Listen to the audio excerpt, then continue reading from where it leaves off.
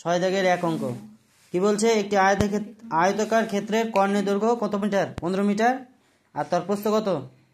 এবার বলছে তার দৈর্ঘ্য প্রস্থ অপেক্ষা 3 মিটার বেশি তাহলে কোনটা বেশি দৈর্ঘ্য বেশি না প্রস্থ বেশি প্রস্থ বেশি কানা দৈর্ঘ্যটা বেশি হবে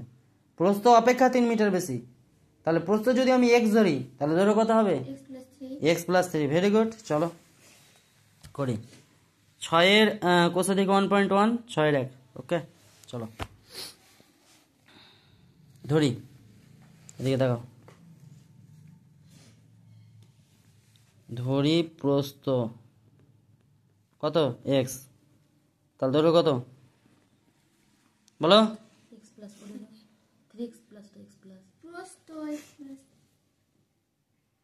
হ্যাঁ প্রস্থ অপেক্ষা দৈর্ঘ্য 3 মিটার বেশি দৈর্ঘ্যটা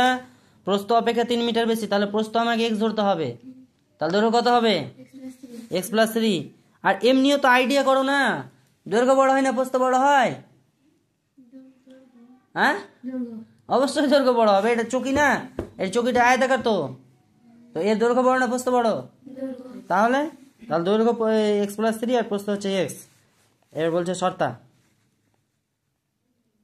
না এখানে লিখে ফেলো কর্ণের দৈর্ঘ্য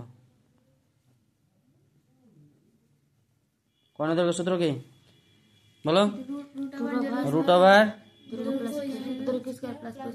দৈর্ঘ্য স্কয়ার প্লাস প্রস্থ স্কয়ার তাহলে দৈর্ঘ্য কত x + 3 হোল স্কয়ার প্রস্থ কত এই টুকাটুকি অঙ্ক করার সময় আগে অঙ্ক শিখো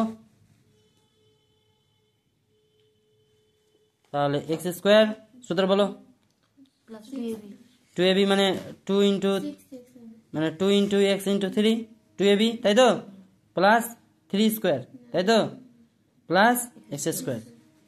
এগুলো কি হবে একক কি হবে একক লিখতে হবে মিটার একক কি হ্যাঁ এটাও মিটার ডট ডট তাহলে দেখো x² কটা আছে তাহলে 2x²। 3 গুণ কত 6x 3 3 9 এবার চলো শর্তা ওই পৃষ্ঠায় চলো শর্তাতে কি বলছে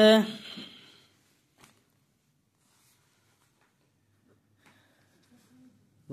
কত পেলাম আমরা 2x² + 6x + 9 2x² + 6x + 9 = 15 কি করতে পারি √, উড়াতে কি করতে হয় ইয়েস মানে উভয় পক্ষ বর্গ ভেরি গুড তাহলে ডাইরেক্ট 2x² + 6x + 9 আর 15 কে 15 দিয়ে গুণ করলে 225 বাহ ভেরি গুড স্কয়ার মনে রাখতে হবে তাহলে এটা লিখে দিবা এখানে কি লিখবে হ্যাঁ বর্গ করে উভয় পক্ষে লিখে দিবা তোমরা হ্যাঁ তাহলে বা 2x² + 6x² + 9 মাইনাস 225 টা কোন দিকে আসবে আসলে কি হয় মাইনাস ভেরি গুড শ্রেয়া